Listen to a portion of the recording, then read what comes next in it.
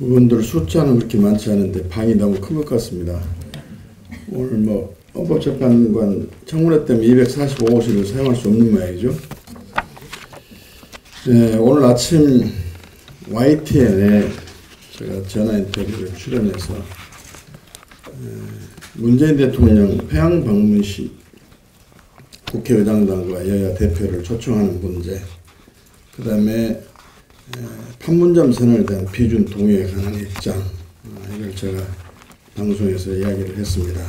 근데 저는 의총에 있기 때문에 이 문제에 대해서 우리 당론을 정할 필요가 있다 저는 생각하는데, 우선 문 대통령 평양 방문 시 국회의장단 여야 대표 동행 문제, 이 문제는 우리 손학규 대표께서 잘 정리해 준 것으로 저는 이렇게 판단한다고 이야기를 했습니다.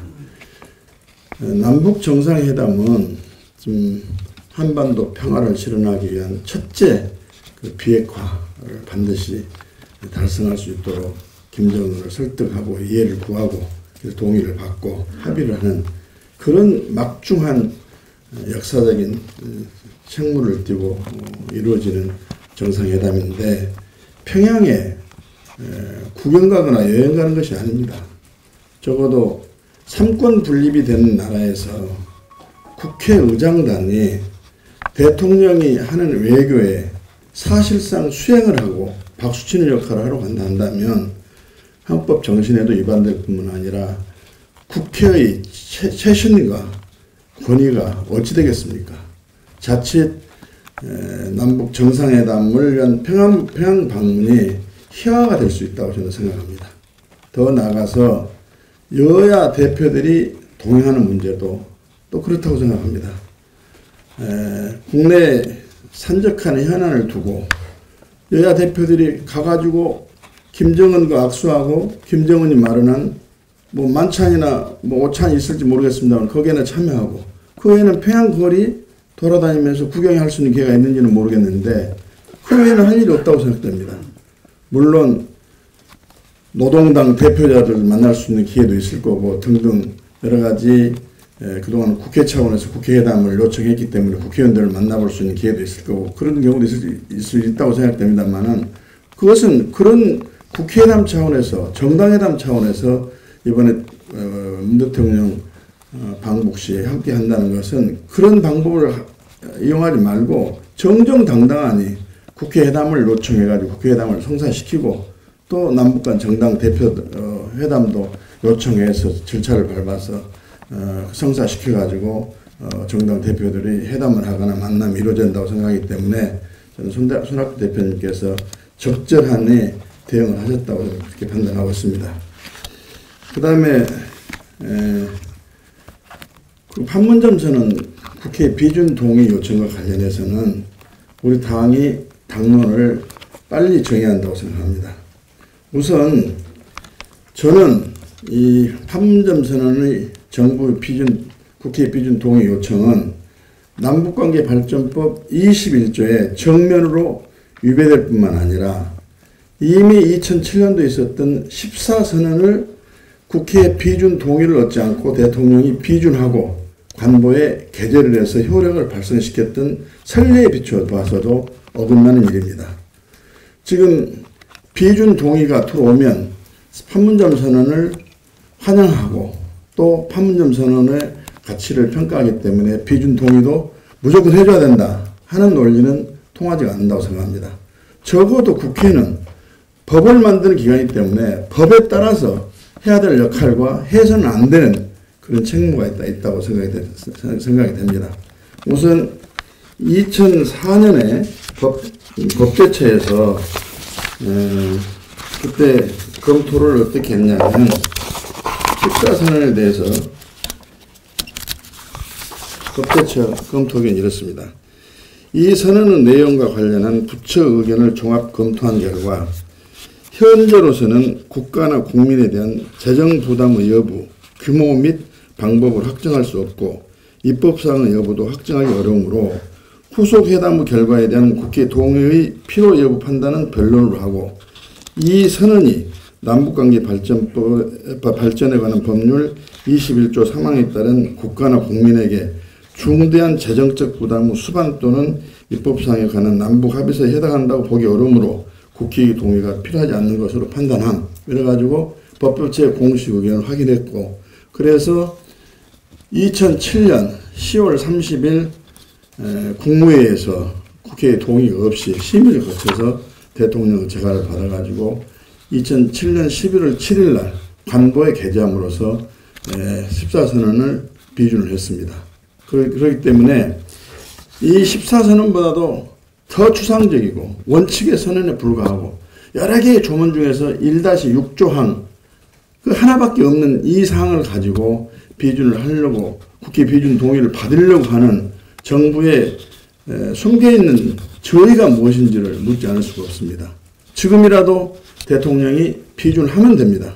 비준해야 할 것을 왜 스스로 비준을 하지 않고 국회 비준 동의 요청 사항이 아닌데 비준 요청을 해가지고 남남 갈등을 유발시키고 국회 협치 구도를 파괴하는 이런지 이해할 수가 없습니다. 아마 대통령 지지율이 하회를 하고 여당의 인기가 또 하락을 하고 있기 때문에 국면 전환 내지는 야당에 대해서 반평화 세력으로 규정을 하고 비하를 해가지고 상대적으로 국민적인 지지를 얻으려고 하는 그 술수에 일어난 일이 아닌가 저는 그렇게 생각을 합니다. 그래서 14선언보다도 훨씬 추상적이고 특히나 이번에 비준 동의의 근거가 되는 판문점 선언의 딱 조항은 이 조항입니다. 1-6조항 남과 북은 민족경제의 균형적 발전과 공동 번영을 이루기 위하여 14선언에서 합의된 사업들을 적극 추진해 나가며 1차적으로 동해선 및 경의선 철도와 도로들을 연결하고 현대화하여 활용하기 위한 실천적 대책을 취해 나가기로 한다. 다시 말하면 1-6조항은 이런 구체적인 명확성이 있는 게 아니라 원칙을 선언하고 추상적으로 선언하면서 여기에 실천적 대책은 따로 세우도록 되어 있습니다.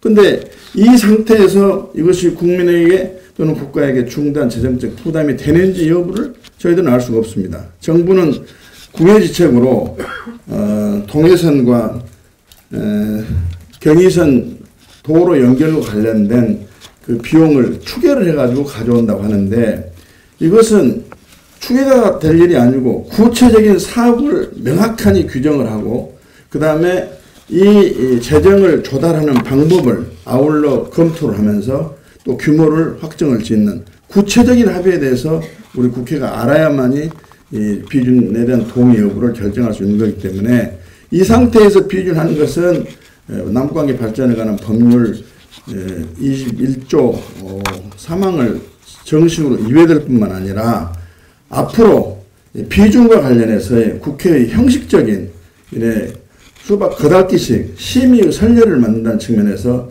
있을 수가 없는 일이라고 생각합니다. 그래서 저는 이번에 만일에 국회 비준을 동의를 받기 위해서 비준 동의 요청을 해가지고 국회에서 부결이 된다면은 이것은 남과 북의 정상선언을 남한이 폐기를 하는 것과 똑같은 효과가 됩니다. 다시 말하면 비준이라는 것이 남과 북의 합의에 대한 최종적인 인정과 동의를 하고 법률적 효력을 발생시키는 것인데 이걸 발생시키는 게 아니라면 폐기라는 것이 되어서 그 파장을 어떻게 걷잡을 수 있겠습니까? 그래서 지금 당장 저희들은 비준 자체를 거부나 반대를 한 것이 아니고 비준을 하는데 국회 비준 동의 요청사항은 아니다.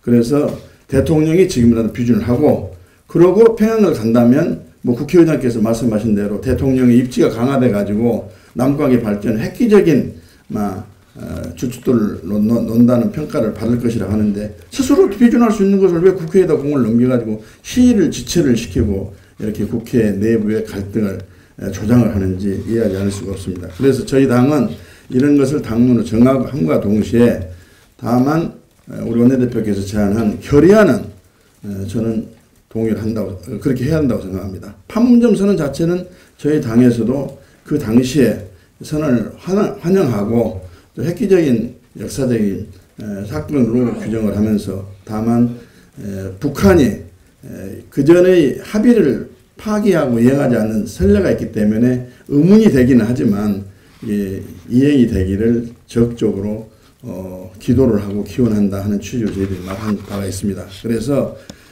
국회批准 동의안을 가져오는데 그걸 반대라는 이유가 비핵화의 실질적인 가시적인 조치가 없는데 지금批准을 해주면 안 된다 하는 이야기는 저는 논리적으로 안 맞다고 생각합니다. 비핵화를 하기 위한 근거가 바로 남북 간의 그 판문점 선언에 규정이 되어 있기 때문에 그 선언을 반대할 이유는 없고 이미 정상 간에 맺어진 합의여서 이건批准을 해야 되는데 국회批准 동의 사안은 아니다 하는 말씀을 꼭 좀 드리고 싶습니다. 이번에 법제처에서 과연 대한민국 법제처가 이렇게 법을 해석하는 데 있어서의 주체성도 없고 주관도 없고 논리성도 없는 것인지 이에 저는 비판을 하지 않을 수가 없습니다. 14선언에 대해서는 국회批准 동의사항이 아니라고 이야기해놓고는 이 판문점 선언에 대해서는批准 동의를 받아야 된다고 했습니다. 이유는 뭐냐면 동해선과 신의주 경의선뿐만 아니고 14선언도 14선언에 규정되어 있는 사업을 적극적으로 추진해 나가기로 했다는 것, 그 다음에 남북 스포츠에 있어서의 국제